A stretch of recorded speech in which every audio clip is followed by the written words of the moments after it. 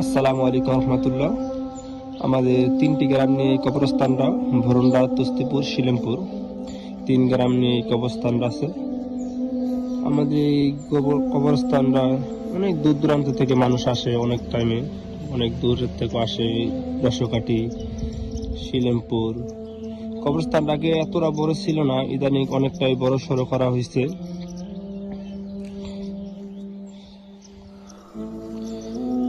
এই ভিডিওগুলো করার উদ্দেশ্য হলো মূলত বাহিরে প্রবাসী ভাইদের জন্য। প্রবাসী ভাইরা অনেক দিন লং টাইম দেখা যায় দেশে আসা হয় না। এই দেশে না আসার কারণে হয়তো দেখতে পারে যে তাদের আত্মীয় স্বজন যারা পরিবার আছে তাদের খবরগুলা, এই জন্য মূল করার উদ্দেশ্য। আলহামদুলিল্লাহ, আগে তো অনেক বড় সড়ো করা হয়েছে, দেখলেই বুঝতে পারবেন। আগে এতটা বড় ছিল না, নতুন করা হয়েছে। এই যে সাইডটা বাউন্ডারি দেওয়া হয়েছে, আলহামদুলিল্লাহ এখন অনেক বড় হয়েছে, অনেক বড় হয়েছে।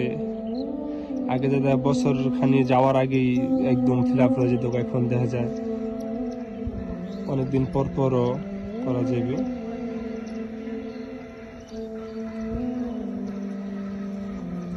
এটা ছিল মাদ্রাসা। আলহামদুলিল্লাহ এখানে একটা মাদ্রাসা আছে, কিন্তু ভিডিওটা মাদ্রাসাটা খুব সুন্দর, হাফেজিয়া মাদ্রাসা।